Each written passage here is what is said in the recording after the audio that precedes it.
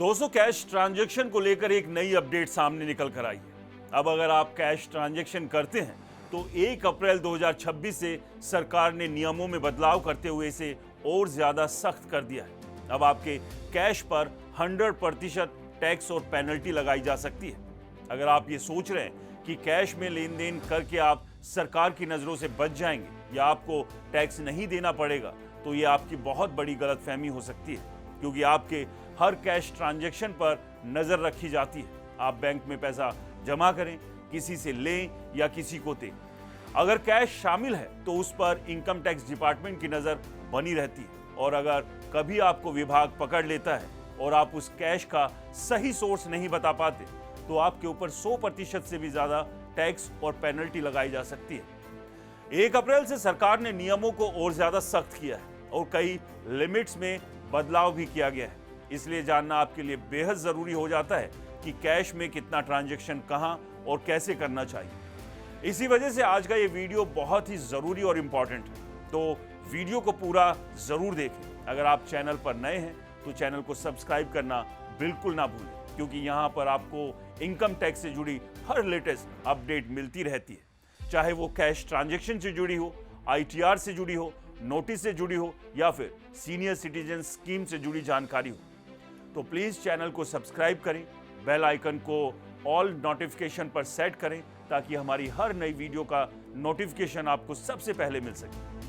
अब बिना किसी देरी के शुरू करते हैं आज का वीडियो। सबसे पहले हम बात करते हैं कि आज के इस वीडियो में कौन कौन से टॉपिक कवर होने वाले हैं। यहाँ पर हम कैश ट्रांजैक्शन लिमिट 2026 को समझेंगे, आप घर पर कितना कैश रख सकते हैं या अपने बिजनेस प्लेस पर कितना कैश रखना अलाउ है, सेविंग बैंक अकाउंट में कितना कैश जमा और कितना विड्रॉ किया जा सकता है, करंट अकाउंट में इसकी लिमिट क्या है, फिक्स डिपॉजिट में कितना कैश लगाया जा सकता है, अगर आपने किसी से लोन लिया है या चुकाया है तो कैश में उसकी लिमिट क्या है, प्रॉपर्टी ट्रांजैक्शन में कैश कितना अलाउ है, गिफ्ट के रूप में कितना कैश लिया जा सकता है, सेल में कितना कैश लेना चाहिए, खर्च कितना कैश में किया जा सकता है और डोनेशन या हेल्थ इंश्योरेंस में कैश की क्या लिमिट है।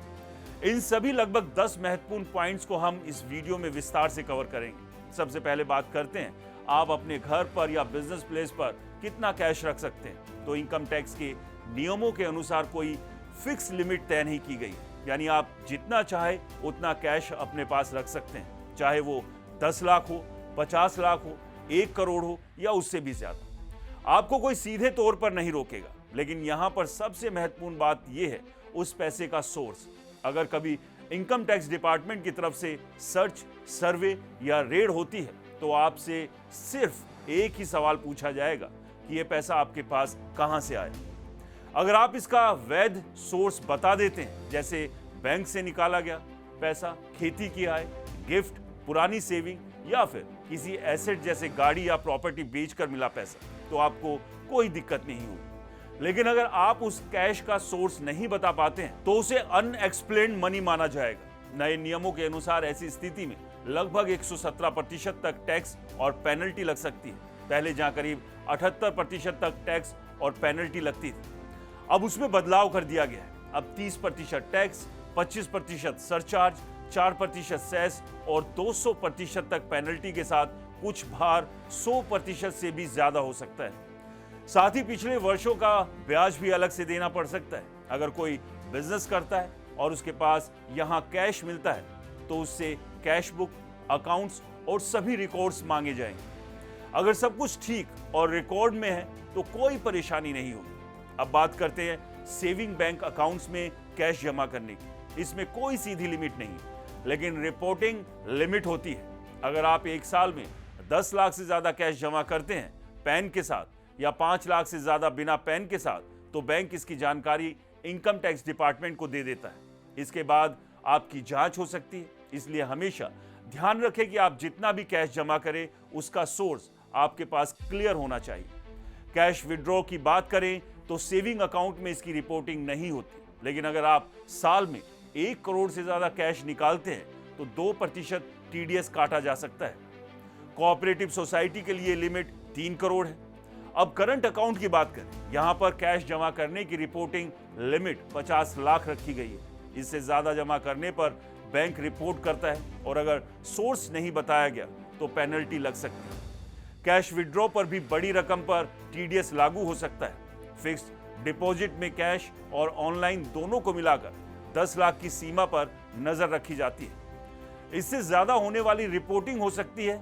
अब लोन के नियम समझते हैं। अगर आप किसी से 20,000 रुपए या उससे ज्यादा कैश में लोन लेते या चुकाते हैं तो 100% पेनल्टी लग सकती है। इसलिए ऐसे लेन देन बैंक के माध्यम से ही करें।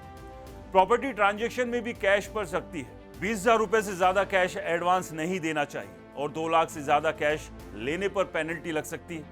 45 लाख से ऊपर की प्रॉपर्टी पर रिपोर्टिंग भी होती है। गिफ्ट की बात करें तो रिश्तेदारों से मिला गिफ्ट टैक्स फ्री होता है, लेकिन कैश में 2 लाख से ज्यादा लेना सुरक्षित नहीं। नॉन रिलेटिव से 50,000 से ज्यादा गिफ्ट टैक्सेबल हो सकता है और 2 लाख से ज्यादा कैश लेने पर पेनल्टी लग सकती है। अगर आप कैश में सेल करते हैं तो एक व्यक्ति से एक दिन में 2 लाख से ज्यादा कैश नहीं लेना चाहिए। इससे ज्यादा लेने पर 100% पेनल्टी लग सकती है।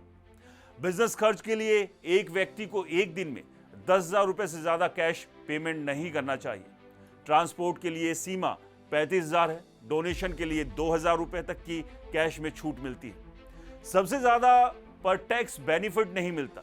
हेल्थ इंश्योरेंस प्रीमियम कैश में देने पर कोई छूट नहीं मिलती। सिर्फ 5,000 तक प्रिवेंटिव हेल्थ चेकअप के लिए कैश अलाउ है। तो साफ है कि सरकार ने कैश ट्रांजैक्शन को लेकर सख्ती बढ़ा दी है। अगर आप नियमों का पालन नहीं करते हैं तो भारी टैक्स और पेनल्टी का सामना करना पड़ सकता है। इसलिए कोशिश करें कि ज्यादा से ज्यादा डिजिटल माध्यम जैसे यूपीआई, एनईएफटी, आरटीजीएस या बैंक ट्रांसफर का उपयोग करें। अगर आपको ये जानकारी पसंद आई हो तो वीडियो को लाइक करें, शेयर करें और हमारे चैनल को सब्सक्राइब और फॉलो करना ना भूलें। नमस्कार।